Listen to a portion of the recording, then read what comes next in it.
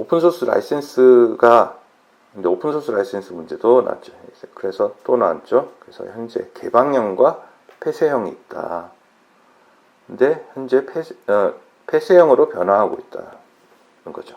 그래서 오픈소스 라이센스 정책 배경에 이런 정책 변경의 배경, 그 다음에 산업에 미치는 영향, 이 부분을 설명을 하라고 되어 있습니다. 따라서 답안을 작성할 때 우선 개방형과 폐쇄형을 짚어주고 가야 되겠죠. 그래서 오픈소스 라이센스가 어떤 거며,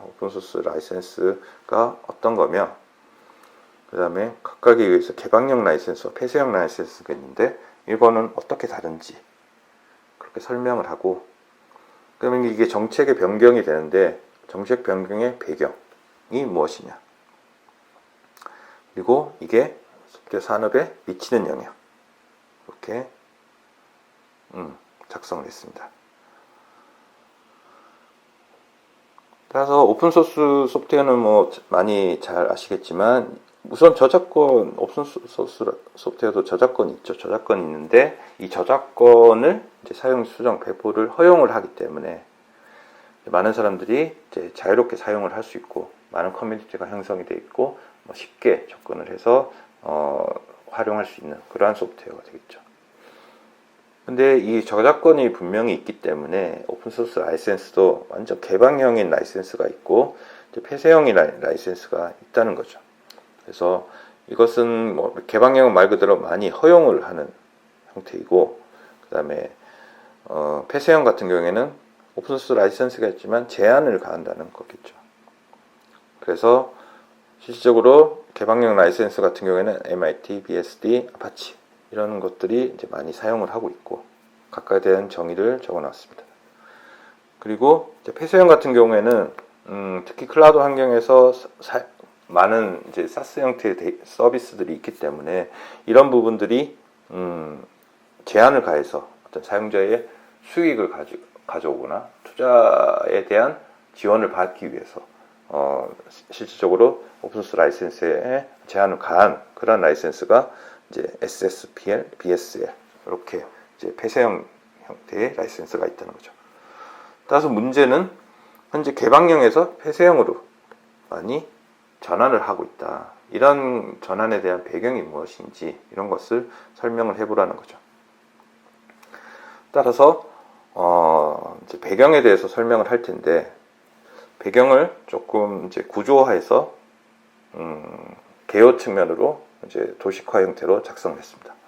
첫 번째, 배경, 왜 이러냐, 필요성, 이런 부분들이 있고, 그래서 실제적으로 라이센스 정책을 뭐 어떻게 변경을 하냐, 따라서 이렇게 변경을 했더니 어떠한 효과가 있다. 배경과 효과에 따라서 이게 이해가 되는 거겠죠. 그래서 실질적으로는 정책의 배경은 저작권자가 이제 수익을 확보를 하고 싶다는 거죠.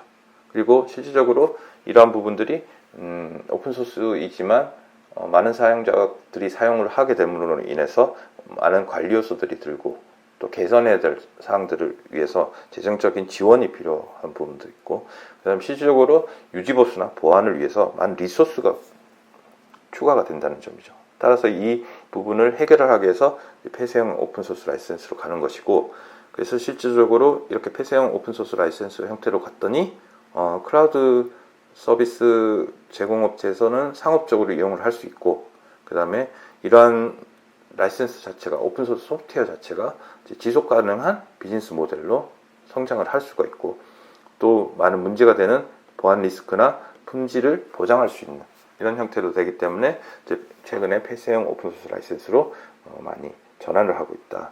이런 부분들을 배경을 통해서 설명을 하였습니다. 따라서 해당되는 세 가지 카테고리를 그룹핑을 이렇게 해서 나눠서 설명을 하였고, 실질적으로 주요 배경에 대해서 좀 더 상세하게 설명을 해서 해당 내용을 읽어보시면 어떠한 것 때문에 오픈소스 라이센스 정책이 변경되고 있다, 이런 부분들을 알 수 있을 것 같습니다.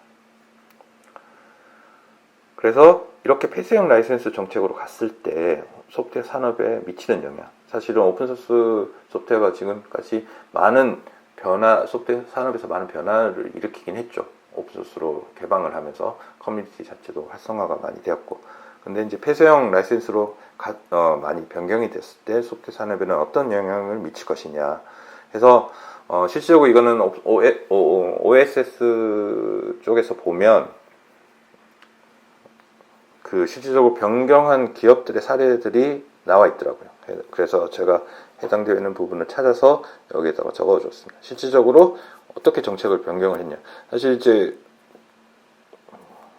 많이 선도하고 있는 기업들이죠. 이런 선도하고 있는 기업들이 실질적으로 듀얼 라이센스, 아까 얘기한 그 SSPL 같은 형태로 듀얼 라이센스, BSD 개방형 라이센스에서 SSPL, 그 다음에 RSAL 형태의 듀얼 라이센스로 전환을 했고, 여기도 몽고DB 같은 경우에도 SSPL로 전환을 했고, 그 다음에 BSL을 채택을 했고, 앞서 SSPL과 BSL에 대해서 설명을 조금 안 했네요. SSPL 같은 경우에는 실제로 클라우드 서비스 제공을 할 때 이제 많은 클라우드 기업들이 이제 해당되는 오픈소스 라이센스를 활용을 하면서 클라우드 기업에서 실질적으로 수익을 많이 가져가게 되죠. 저작권자가 가져가는 게 아니라 그런 부분 때문에 이제 클라우드에서 사용을 할 때 소스코드 공개를 의무화하는 형태의 SSPL이 있고, 사실 BSL은 SSPL보다는 조금 완화된 라이센스이긴 하지만 실제로 특정 환경에서는 이제 무료로 배포를 하고, 해당되는 횟수가 초과되면 비용이 발생한다든지, 이 횟수가 초과되면 비용이 발생한다든지, 아니면 어떤 특정 기간 동안은 이제 상용 소프트웨어처럼 라이센스를 운용을 하다가 특정 기간이 지나면 다시 무료로 전환하는 이런 형태가 이제 BSL 라이센스로 볼 수 있겠습니다. 그래서 이러한 이제 폐쇄형 라이센스 정책으로 변경한 기업들이 있다. 그래서 이러한 폐쇄형 라이센스 정책으로 변경이 되면서 소프트웨어 산업에 미치는 영향을 이렇게 나눠서 설명을 했습니다. 첫 번째, 소프트웨어 개발을 상업적으로 활용하게 된다. 당연하겠죠. 이제 폐쇄형으로 전환이 됐으니까.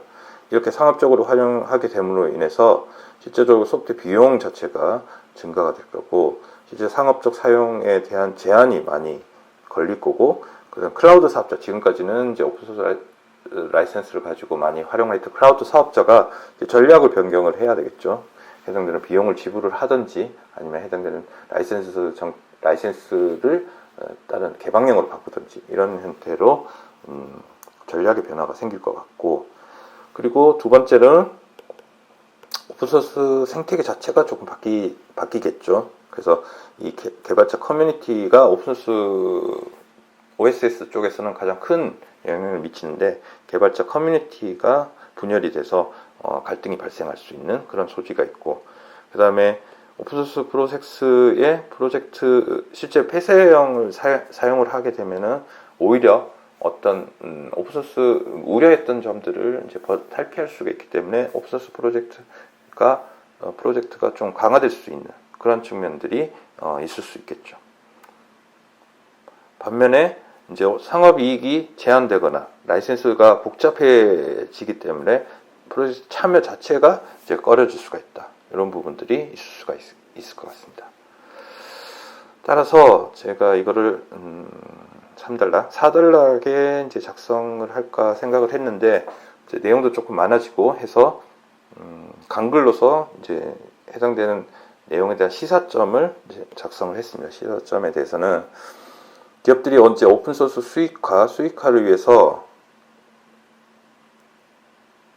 사실은 이제 비용이 증가되는 측면이 있기 때문에 이제 실제로는 수익화를 위해서는 퍼미시브 라이센스를 적극적으로 가지고 갈 그런 형태로 이제 많이 변경이 될 것이다. 폐쇄형 라이센스가 많이 이제 생겨남에 따라서 실질적으로 소프트웨어 배분 음상이 적고 실용적인 측면에서 퍼미시브 라이센스를 선호하는 경향이 확산이 되고 있고, 제가 찾아본 이제 그리고 글이나 정리한 데이터를 보면 실질적으로도 퍼미시브 라이센스로 많이 전환을 하는 그러한 움직임이 많이 보여져 있습니다. 그래프로 나타나져 있었기 때문에 해당되는 부분들을 시사점 측면으로 작성을 해 주시면 더 좋은 답안이 될 것 같습니다. 네, 이상으로 전체 134회 정보관리기술사 기출 3교시 해설을 마치겠습니다. 네, 들어주시느라 고생 많으셨습니다. 감사합니다.